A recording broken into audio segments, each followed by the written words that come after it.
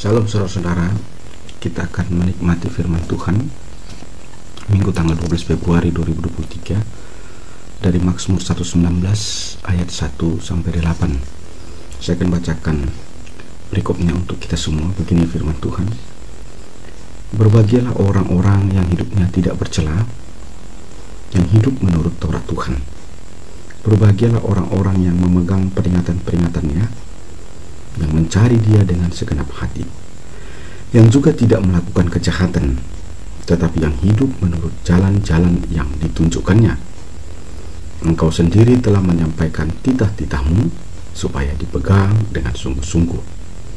Sekiranya hidupku tentu untuk berpegang pada ketetapanmu, maka aku tidak akan mendapat malu.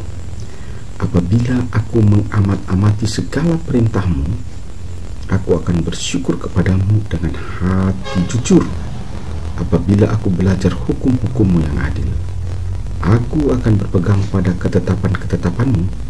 Janganlah tinggalkan aku sama sekali. Saudara-saudara, yang menjadi tema dalam perikop kita ini adalah kebahagiaan orang yang hidup menurut Taurat Tuhan. Yang pertama, kita harus membahas dulu, kita harus membongkar dulu apa standar kebahagiaan menurut kita. Karena menurut pemazmur, standar kebahagiaan atau puncak yang tertinggi, kebahagiaan yang tertinggi dalam hidupnya adalah hidup menurut Taurat Tuhan. Sebagian orang, puncak kebahagiaan bagi dia adalah mendapatkan harta, jabatan, kekuasaan, kemuliaan, dan kehormatan. Dia tidak memperdulikan soal tuntutan hukum Tuhan. Dia tidak memperdulikan soal tuntutan Taurat Tuhan. Bahkan dia rela mengorbankan segala kebenaran firman Tuhan demi memperoleh harta, tahta, jabatan, dan kekuasaan. Ini yang pertama dulu kita koreksi. Ini yang pertama dulu kita reintrospeksi. Standar kita ini benar atau tidak?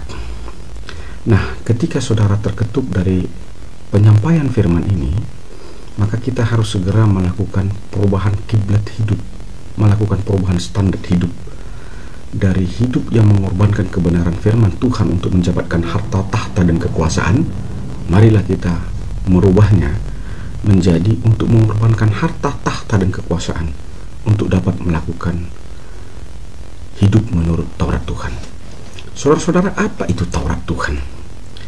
Pada bentuk yang pertama sekali, Taurat Tuhan adalah dasar kita itu sendiri, atau perintah Tuhan yang diberikan kepada Musa untuk dicatatkan kepada dua lok batu, yang kemudian para imam-imam Yahudi menafsirkan dari 10 titah ini dengan berbagai macam buku tafsiran terhadap tradisi atau ajaran dalam keagamaan. Misalnya Taurat pertama artinya ada beberapa poin sampai dengan hukum dasar titah yang ke-10 dan dibukukan dan dijadikan sebagai buku pegangan bagi orang Yahudi. Tetapi Tuhan Yesus mendefinisikan hukum Taurat ini dalam dua hal bagian besar. Bagian yang pertama, hukum Taurat yang 1 sampai 4 untuk menerangkan apa yang kita lakukan untuk menunjukkan kecintaan kita, kasih kita kepada Allah. Yaitu yang pertama, kita tidak boleh menyembah Allah lain atau berhala selain Allah. Yang kedua, kita tidak boleh sujud kepadanya, dan kita tidak boleh menyebut nama Allah itu dengan sembarangan. Dan yang berikutnya, kita harus mengingat hari Sabatnya. Maksudnya kita harus beribadah, kita harus memuliakan Tuhan, kita harus menunjukkan pengabdian kita kepada Tuhan melalui ibadah, melalui persekutuan. Dan turunan daripada itu, yang kedua, esensi daripada Taurat itu sendiri adalah kasih kepada sesama manusia, yang menurut yang tertulis atau yang diklasifikasikan dari Taurat yang ke-5 sampai yang ke-10, yaitu menghormati orang tua, jangan mencuri, jangan berzina, jangan berbohong, jangan bersaksi dusta, dan jangan mengingini harta sesama kita. Saudara-saudara yang saya kasihi dalam Kristus Yesus Tuhan kita, tidak ada manusia di dunia yang tidak ingin bahagia.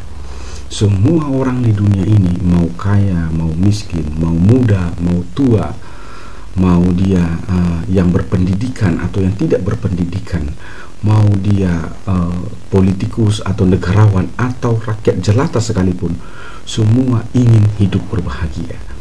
Tetapi tidak semua manusia ini menempuh jalan yang dikehendaki Allah untuk kebahagiaan itu sendiri. Nah, karena itu firman ini ingin menuntun kita semua, bagi saudara-saudara yang mendengarkan pemberitaan firman ini, bagaimanakah memperoleh hidup yang bahagia menurut ketetapan atau hukum Tuhan. Saudara-saudara, kebahagiaan yang dimaksud oleh firman Tuhan dalam ayat 1 adalah hidup tidak bercelah. Bukan hidup yang bergelimang harta, tetapi hidup yang tidak bercelah. Ketika dikatakan hidup yang tidak bercelah, sama saja sinonimnya mau mengatakan hidup yang tidak melakukan dosa, atau hidup yang menjauhi dosa, atau hidup yang menjijikkan dosa. Dan menurut firman Tuhan, orang yang hidup menurut Taurat Tuhan sajalah yang boleh atau yang mampu untuk hidup tidak bercelah. Artinya saudara-saudara, dalam ayat 1 dikatakan, berbahagialah orang yang hidupnya tidak bercelah, yang hidup menurut Taurat Tuhan. Sehingga jika kita tidak punya waktu untuk merenungkan tentang Taurat Tuhan, tentang firman Tuhan dengan dasar titah Tuhan, maka kita tidak akan mampu hidup tidak bercelah. Ketika saudara kehilangan firman Tuhan dalam hidup saudara, maka saat itu saudara akan jatuh dalam hidup yang bercelah.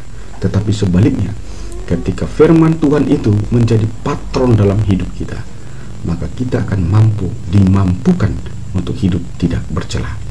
Saudara-saudara, dalam ayat 2 dikatakan, berbahagialah orang yang memegang peringatan-peringatannya, yang mencari dia dengan segenap hati. Saudara-saudara, ada banyak orang yang tidak bisa mendengarkan peringatan. Kata peringatan di sini bisa tergolong kepada kecaman, teguran. Nah, ada kata pepatah, kalau manis jangan langsung ditelan, kalau pahit jangan langsung dimuntahkan. Kalau manis jangan langsung ditelan, karena ada banyak sakit penyakit datang yang dari yang manis. Dan yang kalau pahit jangan langsung dimuntahkan, karena ada banyak obat yang datang dari yang pahit. Dan dalam konteks inilah dikatakan, dalam ayat 2 dikatakan, orang yang sungguh mencari Tuhan adalah orang yang memegang peringatan-peringatannya.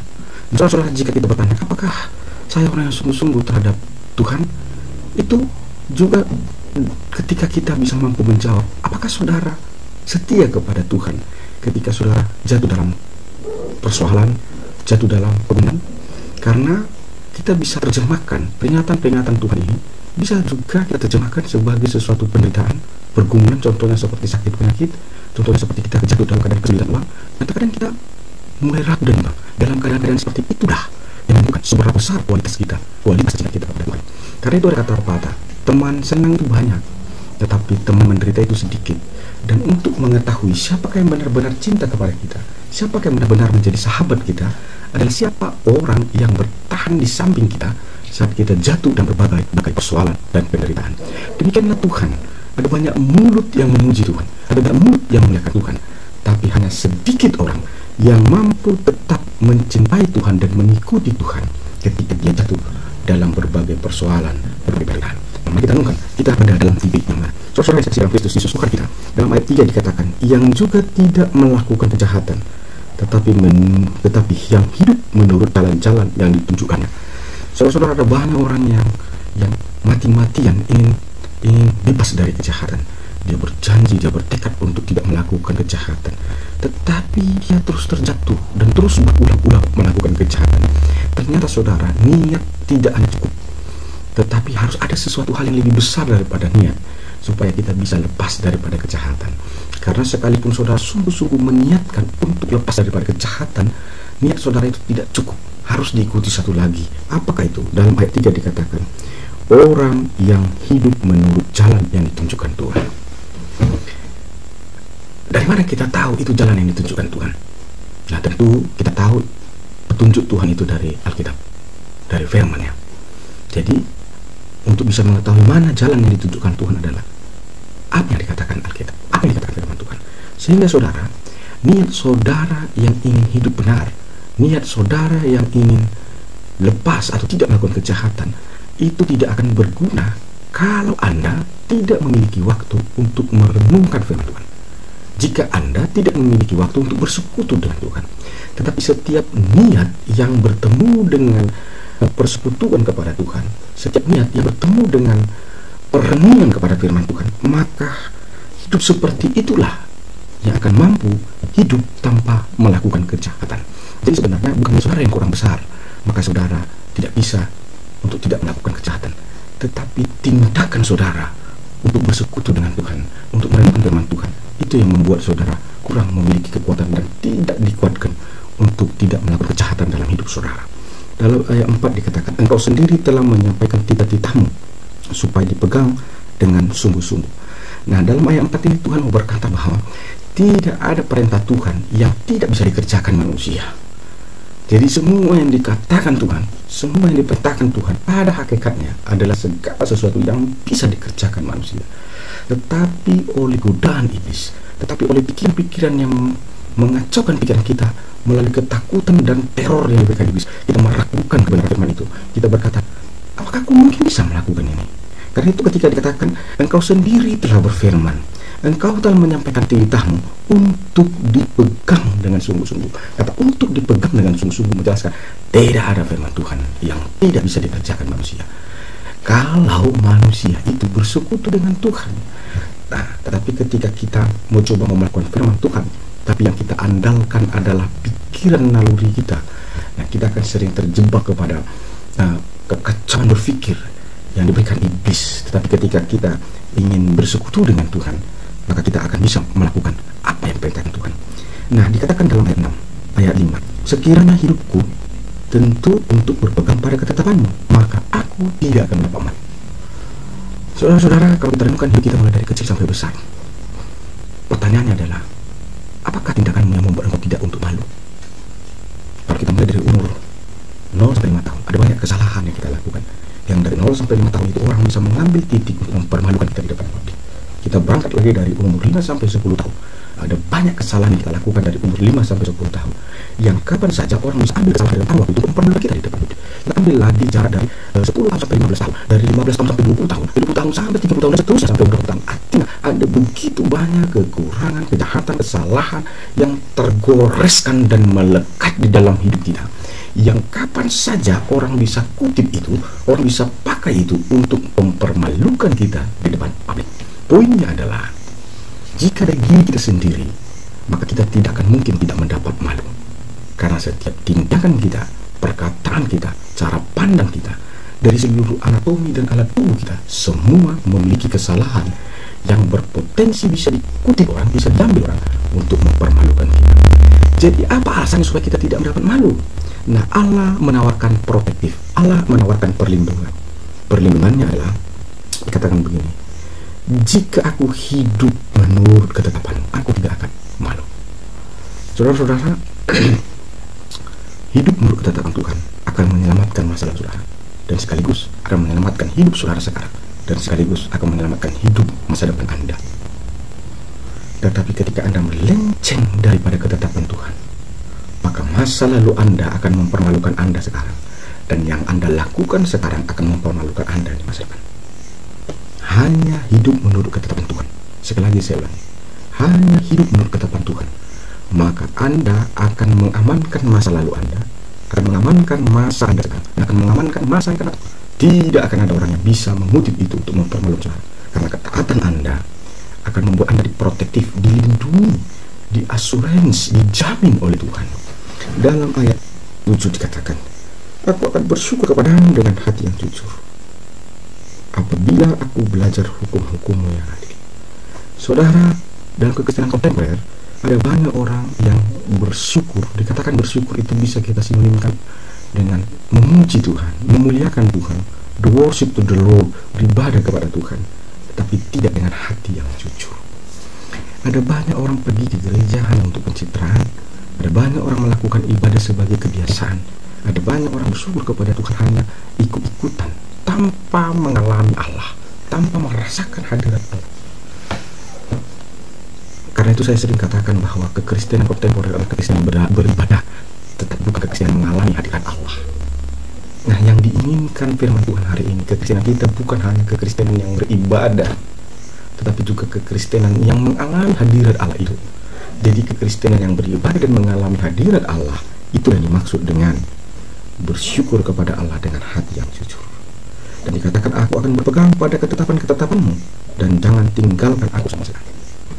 Ada satu jaminan di sini, ada satu asuransi di sini, bahwa Allah tidak akan meninggalkan kita selama kita tetap hidup menurut ketetapan Tuhan.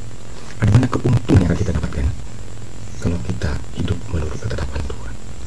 Orang yang tidak hidup menurut ketetapan Tuhan, di awalnya saja dia akan tempat ibadah, tapi seterusnya dia akan hancur lebur, berkeping-keping dan hilang dan dilupakan orang.